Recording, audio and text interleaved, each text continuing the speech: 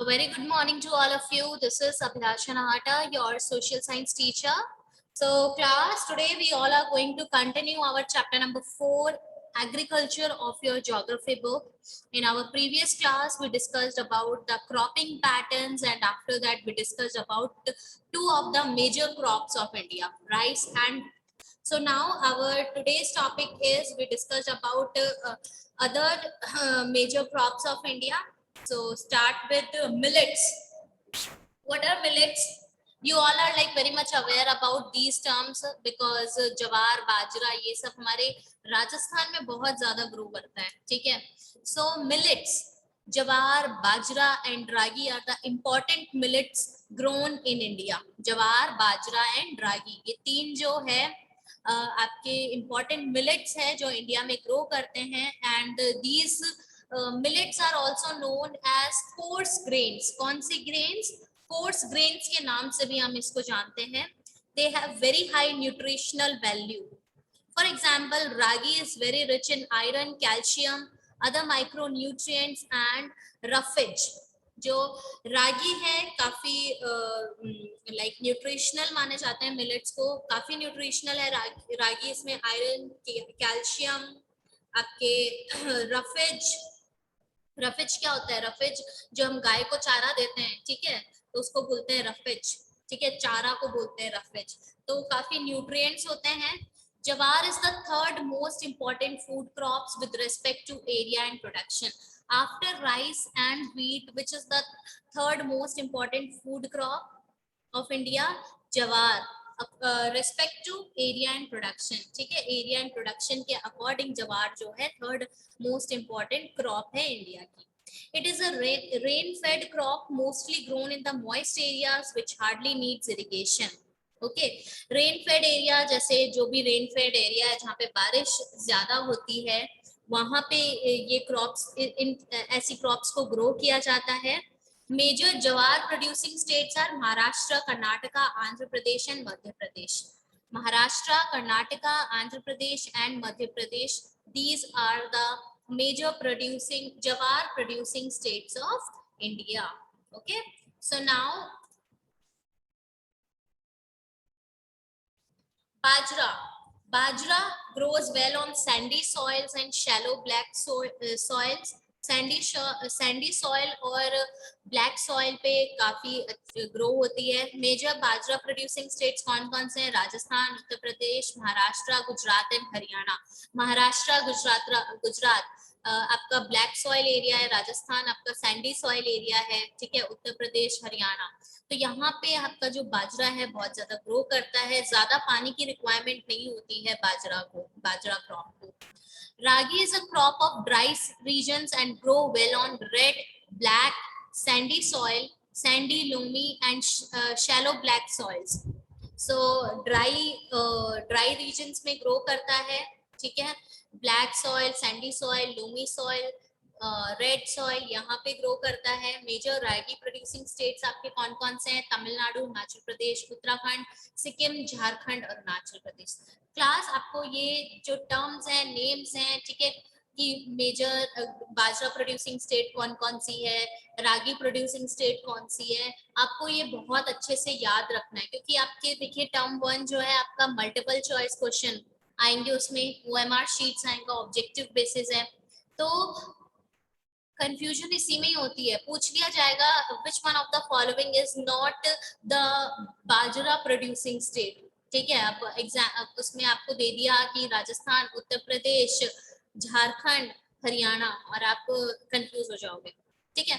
तो कंफ्यूज मत होना. जो नेम्स दे रखे हैं कि कौन सा स्टेट, कौन सा क्रॉप कौन से स्टेट में प्रोड्यूस होता है, मेजर, हम लोग यहाँ पे मेजर प्रोड्यूसिंग स्टेट्स की बात कर रहे हैं, ठीक है. तो कौन सा स्टेट मेजर प्रोड्यूसिंग स्टेट है बाजरा का, रागी का, मिलेट्स का, तो वो हमें बहुत अच्छे से फोकस करना है, ठीक है. कोर्स ग्रेन भी कहा जाता है मिलेट्स को, ठीक है. बहुत ही न्यूट्रिशनल आपके न्यूट्रिशनल क्रॉप है मिलेट्स, ठीक है. So now our next major crop of India is maize. What is maize? क्या होता है मेज? Maize, it is a crop which is used both as food and fodder. Yes, Akshat, call it. सो जो हिंदी में हम मक्का बोलते हैं, ठीक है, कॉर्न्स होता है उसको हम मेज बोलते हैं. So it is a crop which is used both as food and fodder. It is a kharif crop. Kharif crop है आपका kharif crop. Kharif crops grown on the onset of the monsoon and harvested in September and October. Okay, so maize is a kharif crop which requires temperature 21 degrees Celsius to 27 degrees Celsius and grows well in old alluvial soil. Old alluvial soil में बहुत अच्छी तरीके से बहुत ज्यादा grow करती है. अब सोच लीजिए old alluvial soil हमें गंगा प्लेन्स के पास मिलती है. गंगा प्लेन्स के पास तो हम इजीली वो बता सकते हैं कि कौन से एरियाज हैं. नॉर्दर्न प्लेन्स का एरिया है. So in some states like Bihar maize is grown in rabi seasons also. Rabi seasons में भी ग्रो किया जाता है. Use of modern inputs such as HYV seeds, fertilizers, irrigations have contributed to the increasing production of maize.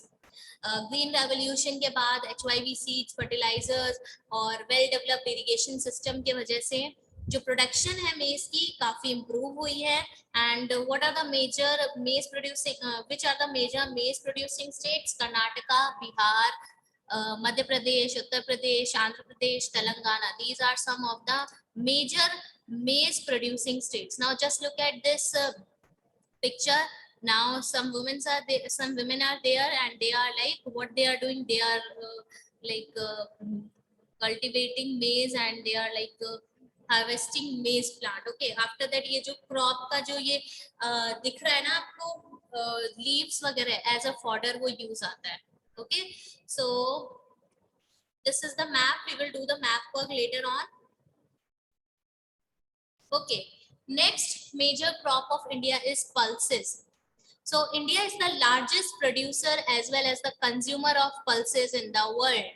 ठीक है, India, which is the largest producer, which country is the largest producer of pulses? India is the largest producer of pulses and it is also the largest consumer of pulses in the world. हमारे ही घर पे कभी दाल मखनी बन रही है, कभी mix दाल बन रही है, कभी कुछ बन रहा है. तो जो दालें हैं, ठीक है, पल्सेस में जितनी भी तरीके की आपकी दालें हैं वो पल्सेस कहलाती है. ठीक है, तो मेजर प्रोड्यूसर इंडिया है, कंज्यूमर भी इंडिया है pulses का.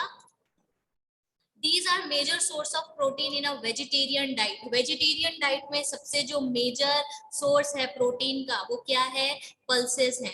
Major pulses that are grown in India are tur dal or you can say arhar, urad, moong, masoor, peas and gram. These are the some major crop pulses that are grown in India. सो हमने अभी मैंने आपसे question पूछा था kharif season में कौन कौन से ग्रो करते हैं. तो आपकी तूर, अरहर, मूंग दाल, ये वाली ये मूंग पल्स, ये सब खारिफ सीजन की क्रॉप्स हैं. पीज और ग्राम आपके राबी सीजन की क्रॉप है. Pulses need less moisture and survive even in dry condition. Being leguminous crops, all these crops except arhar helps in restoring soil fertility by fixing nitrogen from the air. So first of all, what is the meaning of leguminous crop? Leguminous crop means, yes, leguminous crop means edible, something which is edible crops. ठीक है, leguminous का मतलब होता है जो edible हो. ठीक है, जैसे बीन्स, पीज, जो जिसके लेंटिल्स हो गए. ठीक है,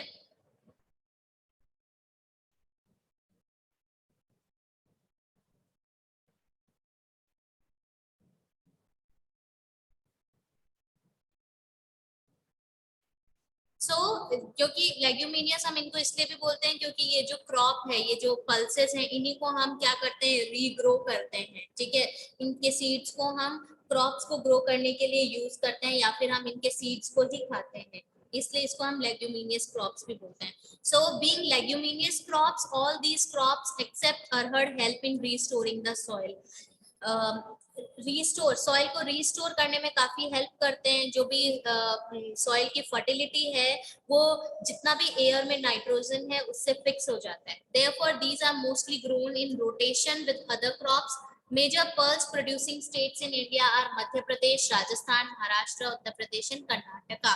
ठीक है, क्या होता है, पर्ल्स को क्या करते हैं, इनके अंदर जो न्यूट्रिएंट्स हैं वो सॉइल की फर्टिलिटी नाइट्रोजन के साथ मिलके, जो एयर में नाइट्रोजन प्रेजेंट होता है उसके साथ मिलके सॉइल की फर्टिलिटी को रिस्टोर करते हैं। दैट्स व्हाई इनको क्या करते हैं, रोटेशन में इनको ग्रो करते रहते हैं। और ये ध्यान में रखना कि अरहर दाल, जो तूर दाल है, उसको छोड़ के जितनी भी ये पल्सेस हैं वो लेग्यूमिनियस क्रॉप्स कहलाती है।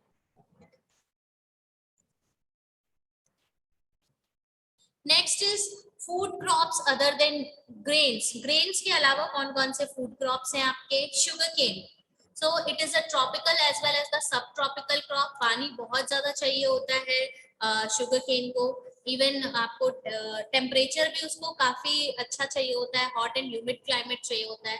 It grows well in hot and humid climate with the temperature of 21 degree Celsius to 27 degree Celsius and an annual precipitation between 75 centimeter 75 centimetre तक का उसको rainfall, annual precipitation, annual rainfall चाहिए 75 to 100 centimetre के बीच का। Irrigation is required in the regions of low rainfall. अगर जैसे राजस्थान का एरिया है या कुछ ऐसे एरियाज है जहाँ पे, पंजाब का एरिया जहाँ पे रेनफॉल लो रेनफॉल है, वहां पे इरिगेशन की रिक्वायरमेंट होती है। It can be grown on a variety of soils and needs manual labor from sowing to harvesting। अब देखिए ये जो शुगर केन है आपकी बहुत डिफरेंट सॉइल्स में ग्रो कर जाती है। सोइंग से लेके हार्वेस्टिंग तक जो है आपका मैनुअल लेबर की जरूरत पड़ती है शुगर केन में। So India is the second largest producer of sugarcane only after Brazil। First कौन सा हो गया? ब्राजील। सेकंड कौन सा है? सेकंड प्रोड्यूसर है India.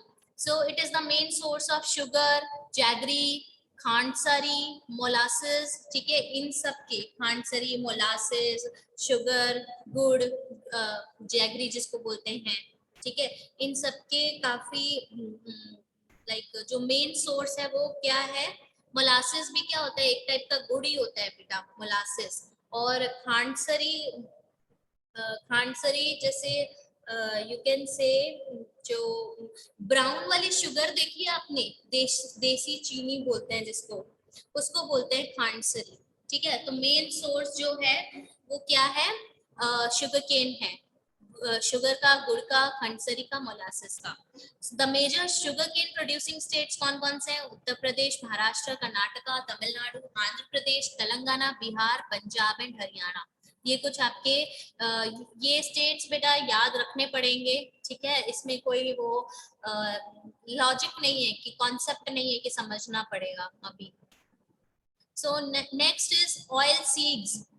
Oil seeds in 2017, India was the second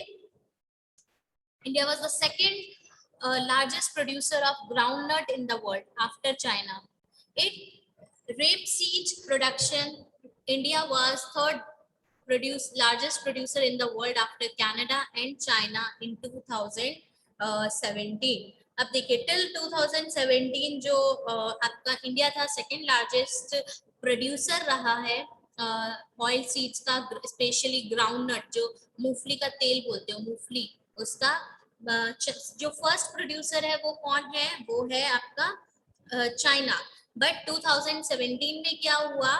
2017 में India was the third in rapeseed production. Rapeseed production. What do you mean by rapeseed production? It means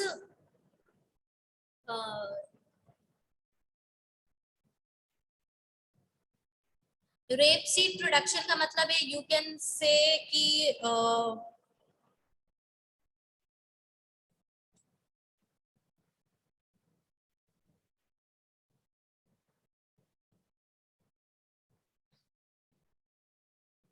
like forcefully जब आप किसी को like forcefully जो है इसका जो प्रोडक्शन है इंडिया का, ठीक है, इंडिया में बहुत ज्यादा प्रोडक्शन करने ग्राउंडनट्स की प्रोडक्शन करने की कोशिश की गई, तो इससे क्या हुआ, उसका प्रोडक्शन जो है थोड़ा डिक्लाइन हो गया। और कनाडा में क्या किया, उसका प्रोडक्शन इंक्रीज हो चुका था कंपैरेटिवली। सो रेपसीड प्रोडक्शन का मतलब है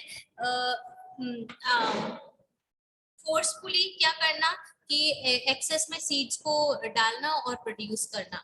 so after Canada and China, India is the third largest producer of groundnuts.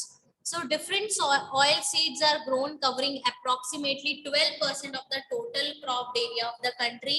Main oil seeds produced in India are groundnut, mustard, coconut, sesame, soyabean, castor seeds, cotton seeds. जो main कौन कौन से हैं आपके, groundnut जो मूंगफली होता है, मूंगफली का तेल बोलते हो, मस्टर्ड सरसों का तेल, कोकोनट आपको सबको पता है ये नारियल का तेल, सेसमम तिल का तेल, सोयाबीन ऑयल, ठीक है, castor seeds, castor oil, cotton seeds, ये कुछ आपके सीड्स हैं जो ऑयल के लिए प्रोड्यूस किए जाते हैं। Linseed and sunflower, most of these are edible and used as cooking mediums. However, some of these are also used as raw material in the production of soap, cosmetics and ointments. जैसे कि linseed हो गया आपका, cotton seed हो गया, castor seeds हो गए, ये सोप मेकिंग, कॉस्मेटिक में, ऑइंटमेंट्स में काफी हेल्पफुल होता है उनको बनाने में। Groundnut is a kharif crop and accounts for about half of the major oil seeds produced in the country. Gujarat was the largest producer of groundnut, followed by Rajasthan and Andhra Pradesh in 2016 and 17. One more thing, आपको ये जो dates हैं, years जो हैं 2016, 2017, if you are writing an answer और अगर उसमें आपके पास जो बुक है उसमें पुराना डेटा है, तो आपको न्यू डेटा तो लिखना ही है, ठीक है, try to write the new data. But in case आपके पास पुराना डेटा है तो यू बेटर श्योर कि you better have to write the year, कि जिस ईयर का आप डेटा लिख रहे हो उस ईयर को मेंशन जरूर कर देना, ठीक है। अब फॉर एग्जांपल अगर यहाँ पे 2016-17 का दे रखा है तो you have to mention it कि Gujarat was the largest producer of groundnut, but by after Rajasthan followed by Rajasthan and Andhra Pradesh in the year 2016 and 17. और अगर यहाँ पे आप लिख दोगे खाली Gujarat was the largest producer of groundnut followed by Rajasthan and Andhra Pradesh, ये आपका आंसर जो है गलत हो जाएगा, okay. Linseed and mustard are the rabi crops. अब इसमें से कौन कौन सी, ग्राउंडनट जो है आपकी खारिफ क्रॉप है, सेसमम आपकी खारिफ क्रॉप है, ठीक है, और जो राबी क्रॉप्स है, लिनसीड, मस्टर्ड आपकी राबी क्रॉप्स है, कैस्टर सीड आपकी बोथ खारिफ में भी ग्रो करता है, राबी में भी ग्रो करता है, okay. So now next type of next crop is tea. Tea cultivation is an example of plantation agriculture. We talked about plantation agriculture कि एक ही बहुत बड़ा सा आपका लैंड है और उसमें आप क्या कर रहे हो, एक ही टाइप की प्लांट को ग्रो करते हो, ठीक है, for the purpose of selling. So tea cultivation is an example of plantation agriculture. It is also an important beverage crop. Beverage crop introduced in India initially by the British. Britishers ने T जो है, T को Britishers ने introduce किया था India में. T India का main crop नहीं था पहले, बट ब्रिटिशर्स ने इसको इंट्रोड्यूस किया और आज के डेट में it is one of the most important beverage crops. So today most of the tea plantations are owned by Indians. The tea plant grows well in tropical and subtropical climates, endowed with deep and fertile, well-drained soil, rich in humus and organic matter. जो T कहाँ पे बहुत अच्छा से grow कहाँ पे करती है, जहाँ पे बारिश अच्छी हो, थोड़ा क्लाइमेट जो है यहाँ का बहुत ज्यादा बारिश की जरूरत होती है, यहाँ पे जो सॉइल है बहुत फर्टाइल सॉइल होनी चाहिए, ह्यूमस में काफी रिच होनी चाहिए, ऑर्गेनिक मैटर मतलब न्यूट्रिएंट्स बहुत ज्यादा होने चाहिए, वैसी सॉइल में आपका टी प्लांटेशन होता है. T bushes require warm and moist Frost free climate all through the year. जो टी आपका है, टी कैसा क्लाइमेट रिक्वायरमेंट चाहता है, फ्रॉस्ट फ्री मतलब कि फॉग वगैरह नहीं होना चाहिए, बर्फ जो जम जाती है वैसा नहीं चाहिए, ठीक है, और हॉट क्लाइमेट चाहिए, थोड़ा बहुत हॉट क्लाइमेट चाहिए होता है बुशेस को. Frequent showers evenly distributed over the years ensure continuous growth of the tender leaves. अब टाइम टू टाइम इसमें क्या होना चाहिए, टाइम टू टाइम आपका टाइम टू टाइम यहाँ पे उसको इरिगेशन मिलते रहना चाहिए. T is a labour intensive industry है, लेबर इंटेंसिव इंडस्ट्री बोलोगे आप, ठीक है, क्योंकि जो टी लीव्स है उसको कलेक्ट करने के लेबर्स की रिक्वायरमेंट होती है. Just look at this picture, यहाँ पे कुछ वुमेन जो है टी को क्या टी लीव्स की हार्वेस्टिंग कर रही है. तो ये टी लीव्स को एक लेबर इंटेंसिव इंडस्ट्री बोला गया है, क्योंकि टी लीव्स को बहुत मतलब ध्यान से उसको ना तोड़ना पड़ता है और उस टी लीव से आपकी चाय बनती है. It requires abundant, cheap and skilled labor. Tea is processed within the tea garden to restore its freshness. आप स्पेशली देखते हो जितने भी आपकी टी फैक्ट्रीज होती है कहाँ पे होती है, जैसे कि असम में हो गया, ठीक है, ऊटी वगैरह में हो गया, वहां पे हमें टी देखने को मिलती है. क्यों? और वहां का जो जो इंडस्ट्रीज होती है वो भी टी की वहीं पे होती है. क्यों? क्योंकि जो टी की फ्रेशनेस है टी गार्डन के पास में इसलिए रखते हैं कि टी की फ्रेशनेस जो है वहां पे बनी रहे, वहां के सॉइल से, वहां के जो इन्वायरमेंट से वो कनेक्ट रहे, उसी इन्वायरमेंट में, उसी क्लाइमेट में उसको प्रोसेस किया जाता है. Major tea producing states are Assam, Hills of Darjeeling, Jalpaiguri districts, West Bengal, Tamil Nadu, Kerala, and apart from these, Himachal Pradesh, Uttarakhand, Meghalaya, Andhra Pradesh, Tripura. आपने देखा नॉर्मली जो हिली एरियाज हैं वहां पे grow कर रहा है ये, या फिर जहाँ पे ज्यादा पानी आता है, ज्यादा बारिश होती है, वहां पे ये प्रोड्यूस कर ये ग्रो करता है. So in 2017, India was the second producer of tea after China. First producer कौन है? China है. So our next crop is coffee. So Indian coffee is known in the world for its good quality. The Arabica variety initially brought from Yemen is produced in the country. Yemen से जो Arabica variety सबसे best variety मानी जाती है वो Yemen से India में लाई गई थी और ये सबसे best coffee मानी जाती है. This variety is in great demand all over the world. Initially, its cultivation was introduced on the Baba Budan Hills, and even today, its cultivation is confined to the Nilgiri in Karnataka, Kerala, and Tamil Nadu. So, ये जो arabica variety है बाबा Budan hills जो है वहां पे introduce की गई थी. बट आज की डेट में जो आपकी कर्नाटका, केरला, जो वेस्टर्न घाट के साइड में जो नीलगिरी है, नीलगिरी हिल्स, वहां पे बहुत ज्यादा ग्रो किया जाता है कॉफी को. ओके, और लास्ट है आपका ये फूड क्रॉप्स में हॉर्टिकल्चर. हॉर्टिकल्चर क्या होता है? वेजिटेबल्स, फ्लावर्स एंड फ्रूट्स की जब हम खेती करते हैं, ठीक है, जब एग्रीकल्चर करते हैं तो उसको हम हॉर्टिकल्चर बोलते हैं. So in 2017, India was the second largest producer of fruits and vegetables in the world after China. India is the producer of tropical as well as temperate fruits, mangoes of Maharashtra, Andhra Pradesh, Telangana, Uttar Pradesh, West Bengal, oranges of Nagpur and Cherrapunji, bananas of Kerala, Mizoram, Maharashtra and Tamil Nadu, lychee and guava of Uttar Pradesh and Bihar, pineapples of Meghalaya, grapes of Andhra Pradesh, Telangana and Maharashtra, apples, pears, apricots and walnuts of Jammu and Kashmir and Himachal Pradesh are in great demand all over the world.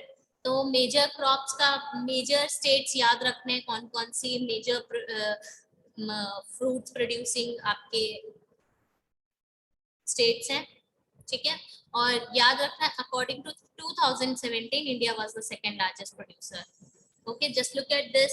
These are the like some pictures of the horticulture. देखो pomegranate का है ये, ठीक है, ये fig का है, I think apricots का, apricots, apples, pomegranate. फिर कल्टीवेशन ऑफ वेजिटेबल्स में हम देखते हैं, ये देखिए मटर, पीज है, cauliflower, tomatoes, brinjal. So these are like some of the pictures, ठीक है, जो हमने pocket book of agricultural statistics 2019 government of India, ठीक है, वहां से ये पिक्चर्स ली है एनसीईआरटी ने. So class one more topic, after that we will end our class, ठीक है. non-food crops. Yes, before that, India is an important producer of pea, cauliflower, onion, cabbage, tomato, brinjal, and potato. So next is non-food crops. Non-food crops में जैसे rubber, cotton, jute, fibre crops जिसको हम बोल देते हैं, ठीक है. तो रबर हो गया, ये सब फाइबर क्रॉप्स में आपके सिल्क, कॉटन, जूट, ये सब हो गया. तो ये आपकी क्या है, कुछ नॉन फूड क्रॉप्स हैं. So rubber crop it is an equatorial crop. मतलब इक्वेटोरियल मतलब इक्वेटर के पास का जो एरिया है वहां पे बहुत ज्यादा ग्रो करता है. But under special conditions, it is also grown in tropical and subtropical areas. It requires moist and humid climate with rainfall of more than 200 centimeter and temperature above 25 centimeter. जो हम rubber use करते हैं ना, चाहे वो आप eraser वाला बोल लो, चाहे वो आप चोटी में लगाने वाला रबर बोल लो, या फिर और भी बहुत जगह रबर्स यूज होते हैं. तो इक्वेटोरियल क्रॉप है जो ह्यूमिडिटी बहुत ज्यादा चाहिए, प्लस इसको इरिगेशन जो पानी है, रेनफॉल है, वो भी बहुत ज्यादा चाहिए. So rubber is an important industrial raw material, and in India it is mainly grown in Kerala, Tamil Nadu, Karnataka, Andhra Pradesh, Garo hills of Meghalaya, वहाँ पे grow किया जाता है.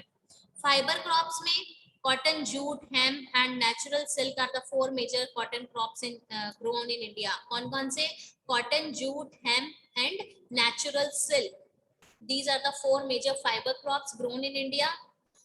जो कॉटन, जूट और हेम्प है वो तो हम सॉइल से ग्रो करते हैं, बट जो आपके सिल्क है वो ककून्स, ठीक है, सिल्क वॉर्म्स हैं, सिल्क वॉर्म्स के ककून्स से क्या करते हैं, उसको ऑब्टेन करते हैं, जो जिनको ग्रीन लीव्स खिला के, मलबेरी के ग्रीन लीव्स खिलाए जाते हैं और उससे वो क्या करते हैं, सिल्क को प्रोड्यूस करते हैं. So rearing of silkworms for the production of silk fiber is known as sericulture. Agriculture of fruits, vegetables and flowers is known as horticulture. तो ये याद रखना बेटा, although आपने पढ़ा है अपनी earlier classes में इसको, but फिर भी. So cotton,